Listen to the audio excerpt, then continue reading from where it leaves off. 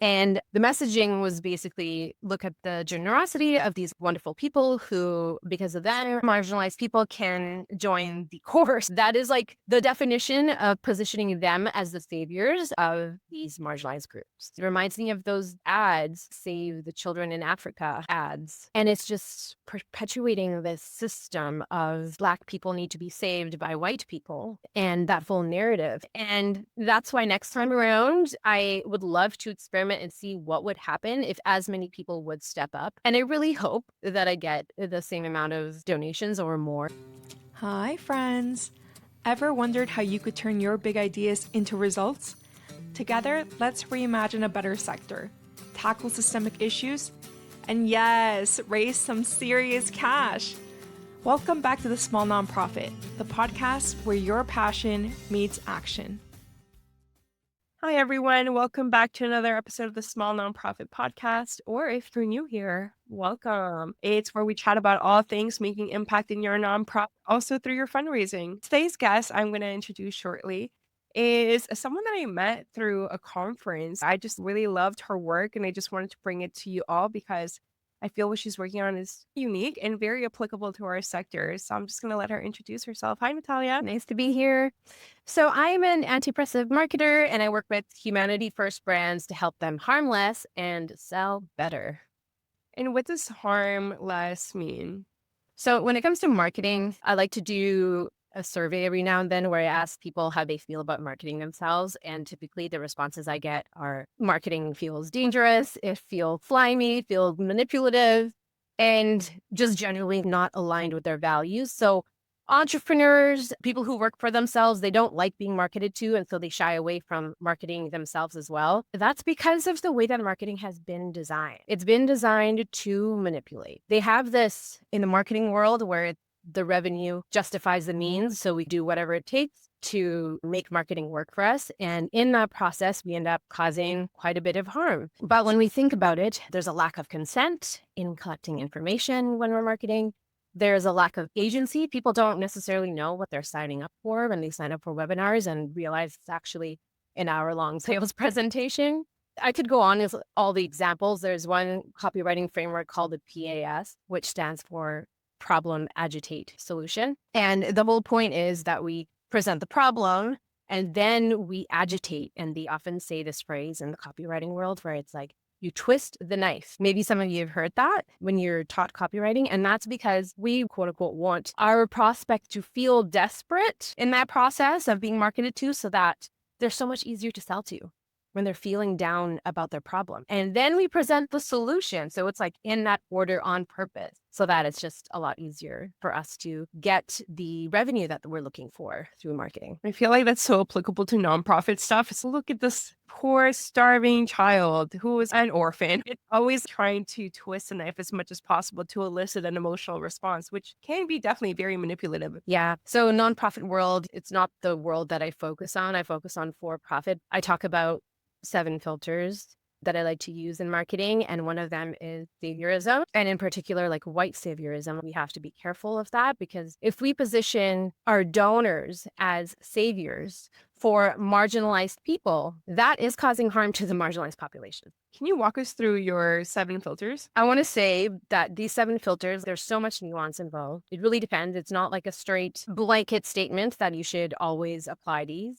It might not apply in every situation, but it's something to consider every time you do a sales funnel, write an email, you designing a landing page or a sales page. I like to think about agency. Are we including consent? Do people understand what they're signing up for? So opt-in forms, it's really common nowadays. We see like people will ask someone to get on a networking call, say you met them on LinkedIn, you connected, and they would like to have a Zoom call with you, really casual. And then suddenly you realize you're automatically in their newsletter because there's a Zoom setting which allows you to do that. So that's an example of being aware of consent and agency. So that's one. Accessibility is where now it's become really popular.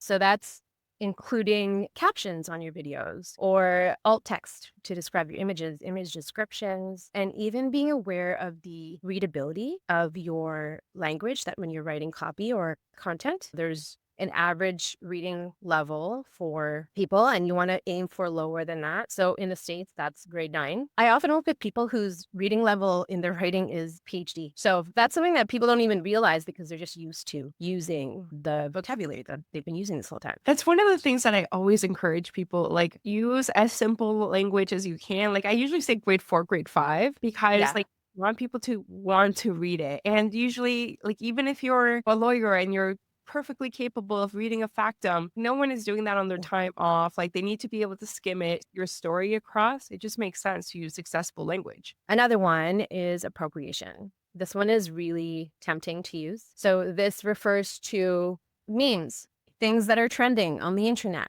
We like to use them in our content, but we don't consider maybe the origin of the meme, the impact on the population that came up with it, because these memes often originate in Black communities. But you'll see a lot of white people using the memes and the language and applying marketing language on top of that, not realizing the impact considering their identity and the origin of it. That one is really tricky, and it's so tempting to use memes because it's relevant, trendy. Oh my God, I just saw the perfect example of that. Basically, like, this government arm here in Canada posted on LinkedIn saying, "Oh, did you know that women still make less than men? So immigrant women, racialized women, like, they make less than men, right?" That's not very demure. It's not very mindful. And someone called them out right away. It's like, how could you use like this meme started by a trans woman and not mention trans women as making less than men? And I bet you that the person who wrote that and whoever okayed it didn't even consider looking into the origin of that. So they probably have no idea that that's where it came from and how bad it looks and the impact it has on the trans community. What's another one? We have exploitation. This one can be really cringy. We see corporations use this all the time. It's pretty common to use national days that honor historical suffering. Indigenous Peoples Day in Canada, look through your inbox and I bet you will find a promotion that gives you like 25% off with the promo code like Indigenous. It's just so common that this stuff is leveraged in marketing. Do your feelings towards that change if it's like asking for a donation versus a sale? I think that might be even trickier in some cases because of where it intersects with the saviorism filter. It depends on how we're positioning things. Like the saviorism filter, we just have to make sure that we're not positioning people as heroes of these marginalized communities when the truth is it is typically the populations that are donating that are white. That's where it originates from when we look at the history or even the present day situation. And it's tricky because we think that obviously giving donations is a wonderful thing and we need that. And I have even had to learn this lesson the hard way myself when I was raising money for scholarships for my program for people who couldn't afford to sign up. And the reason I include that filter is because of that experience where I asked for people to fundraise and it just so happened that the people that showed up were mostly white and there was nothing wrong with that. It was the way that I had positioned it. So what ended up happening was I celebrated the donors and made a graphic, showed their faces and their names, give them a shout out. And these donors were donating to scholarships that were for BIPOC. It was just a really humbling moment for someone who is the anti-oppressive marketer. That's how I brand myself. And there I was perpetuating harm through a campaign that I had created and designed. And it was not the fault of the donors. It was the way that I had positioned it. So that's just something that we need to keep in mind. And there's ways that you can get around that. Like, for example, if I did that campaign again, I would keep the donors anonymous. And I'm really curious to see what happens with the results when we do that. And I plan on being totally transparent with my audience and letting them know the reason why I'm keeping it as anonymous so that we don't perpetuate harm for the scholarship recipients and the communities that they come from. Just to touch back on nonprofit, we do a lot of recognition for our donors. They're supporting causes and service users that are mostly racialized. So I'd love if you could dive deeper into like why that was problematic. So the background was I had a program. I'm a for-profit business, but I knew that a lot of people couldn't afford to sign up for the program. And so I made a scholarship that I extended the opportunity to marginalized groups. And I put a call out on my social media and my newsletter asking for people who had the capacity to donate to raise funds for these spots. so that their fee would be covered. And I ended up raising $8,300 and that covered just over 4 spots. And then I just pitched in for the remaining one. 4 people got to attend the program, and that impact is there. It's positive. The problem from my perspective came through when I promised the donors that I would in turn celebrate them on my social media, and it would include a shout out with their name and their profile photo. And I made a graphic, and it was a collage of, I believe, 10 out of the 11 donors who were white. And the messaging was basically, look at the generosity of these wonderful people who, because of them, marginalized people can join the course. That is like the definition of positioning them as the saviors of these marginalized groups. It reminds me of those ads, Save the Children in Africa ads. And it's just perpetuating this system of Black people need to be saved by white people and that full narrative. And that's why next time around, I would love to experiment and see what would happen if as many people would step up. And I really hope that I get the same amount of donations or more. And my plan is to be really outspoken about like just this experience and the fact that it wasn't the donor's fault. It was my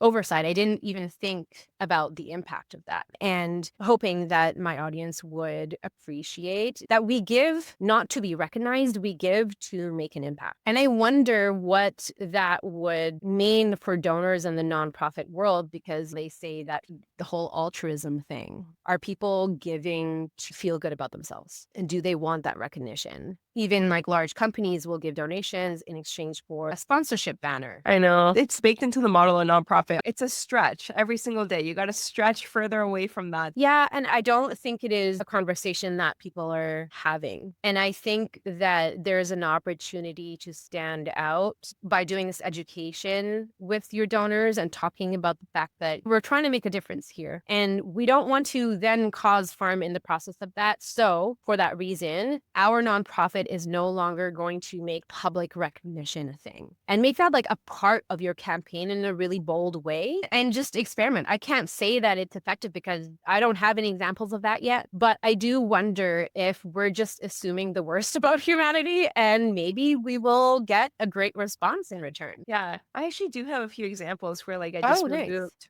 donor walls, and instead of people being recognized for how much money they've given, I actually swapped them out for volunteers so people could be recognized for how much time they were giving. You're here volunteering 8 years and you don't get a thank you. Oh, yeah. Yeah, we got a different kind of thing, but I don't think a single donor had a problem with it. Most of them don't really care, but we recognize this social media page with 100 people following. It's the transaction that they would expect in return. And I think that unfortunately, that is one of the issues with capitalism. Is there an ROI to this? And I understand, I'm a business myself. I am for profit. I get it, but we just need to consider the cost of that in the process. So we've gone over agency, accessibility, appropriation, exploitation, saviorism, current climate. The current climate filter is asking us to consider what words, emojis, designs, colors are fine, but not in the current climate. For example, when COVID struck at the beginning, it shook everyone. And so all of a sudden in our marketing, I was contracting for a corporation at the time, and we had to consider what the impact of that emoji was with the mask across its face. Before, we would use that as playful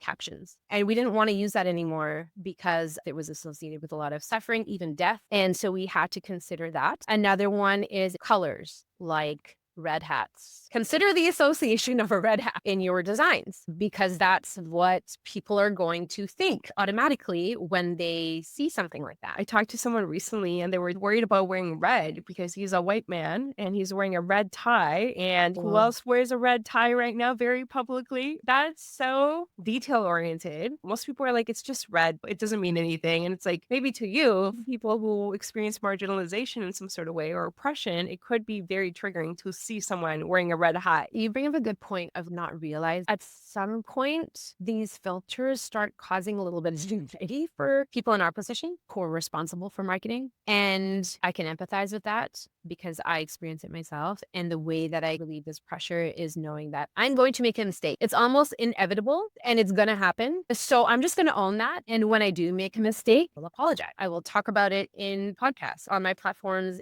and in the newsletters. We're going to be clumsy in the process of changing the status quo. And that's just part of the process. I think that that's like really important because it also moves us away from like that white supremacist way of perfection. You know, everything has to be perfect or don't do it. So I think like that, like leaning into, I'm going to make a mistake. Like, for example, it's really hard to move away from the word stakeholder in nonprofit communications. But like I've read that a lot of Indigenous communities are really uncomfortable with that word, right? And that's coming from Indigenous voices. I want to bring to your attention some words like not the marginalized community, telling other people in the not marginalized community to not use. So they're coming from communities that aren't marginalized. They're like, don't use the word bro when you're talking to trans people. Or like, don't use the word chief when you're talking about CEO. And then you revisit those conversations with those communities and they're like, I've never even heard of that. Like person with a disability or person with autism, right? Like it can Yes. be difficult to navigate. Yes. And it also depends on who you ask. The term marginalized, racialized, BIPOC, person of color, Black is an umbrella term, just like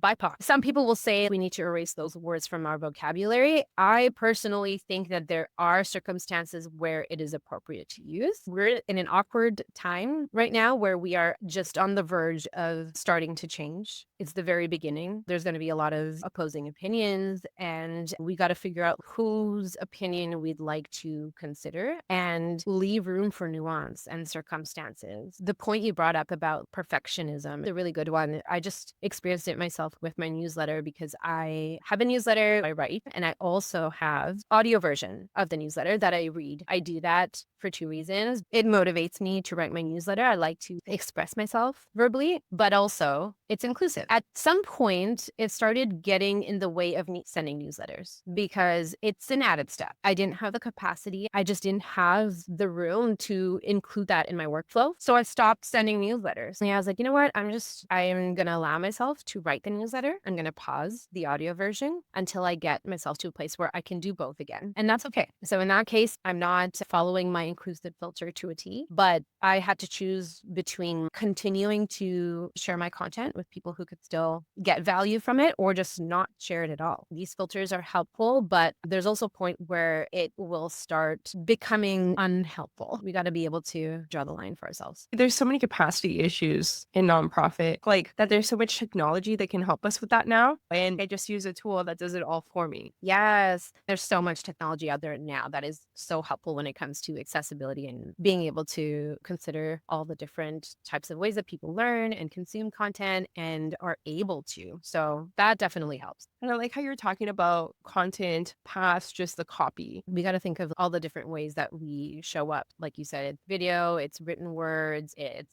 the images that we share. How did you get into this work initially? So I've been a marketer for a while. It's been over a decade. And it was just when 2020 happened that I realized that I could be okay with marketing fully. I love the creativity. I love the psychology behind it. So for a long time, I didn't like talking about what I do when people ask me. There was a little bit of shame behind it. And I always thought it was my in-between career before I found the thing I could do that was like fully values aligned. So Black Lives Matter movement happened, and the companies and corporations I was working with at the time were suddenly very conscious of the impact their marketing materials were having. The first time in my experience of executive marketing that they cared. That was my opportunity to really run with this idea of put a standard here and really consider the impact that our material is having on our audiences instead of just the bottom line. I ran with that. I knew that the opportunity was there with Black Lives Matter because the conversations in those rooms were just conversations that were never had before. So did you get any pushback? I did not. I thought I would, especially from my marketing peers. There was just a lot of support. And the support I got were from people who I had never interacted with before. I took to LinkedIn basically and started talking about this for the first time. And I didn't have an existing audience. I didn't have an existing brand. So when I started talking about it, I started just attracting people into my world who really resonated with this idea. And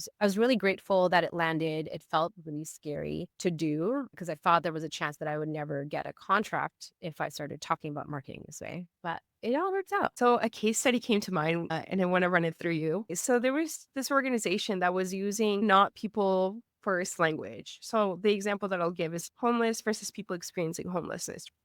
What's really interesting is that instead of just switching the term internally and that's just how we do it, they tried to explain it to their donors as we're doing like this PI stuff. Like, we noticed that this isn't values aligned. We're going to be moving forward with this language. And they got pushback because the donors were like, why are you spending my money on this? So I don't think they would have gotten pushback if they hadn't announced it. They were like, why are you spending money on DI stuff? That's so deflating to hear. And right now, unfortunately, if you're in DEI, you're really feeling it because 2020 was the start of DEI becoming really quote unquote trendy, which is horrible, but it was trendy. And then the trend is dying down now. So companies are canceling their DEI departments and their DEI hires. But I do wonder because from what I can see, and I really need to get some updated stats on this, consumers still care very much about being values aligned with the companies that they are investing in or spending money with. There are boycotts all over the place based on political standings of companies, and that is happening today. We need to be paying attention as nonprofit organizations. Any kind of organization needs to acknowledge that.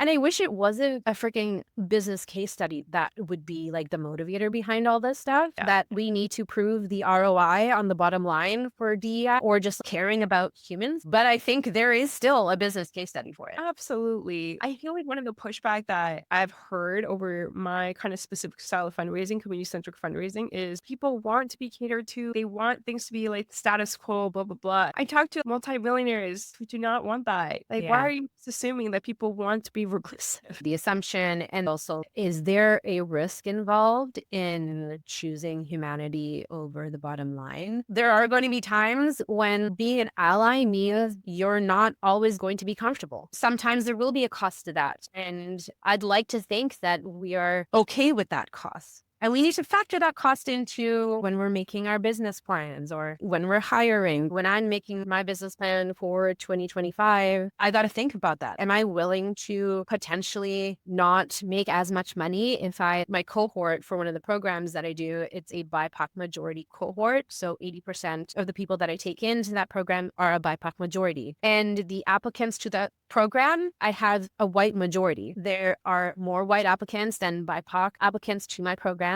for whatever reason. And my business coach at the time was like, are you sure you want to do this? Because it's going to affect how much money you make. But that was just something that I was willing to let go of that revenue for the values. And I don't think I'm the only one in that boat. There's a lot of us that feel that way, thankfully. And it can still work out. You can make that your differentiator. That's what I ended up doing. I had that decision that I made on my own within myself. So, okay, I'm going to make this a BIPOC majority cohort. And then I decided to just talk about it. It was part of my marketing. And that ended up being the thing that sold out my program. We just need to be willing to experiment before saying that, oh, we're going to be like losing money if we do that. Have we even tried another way? I think it's a false dichotomy, right? Like, I'm not going to make money ever again if I say no to this. And that's not true. So far, everything that you've done has shown that that's not true. It's fear and conditioning, and we just need to be willing to challenge that. Yeah.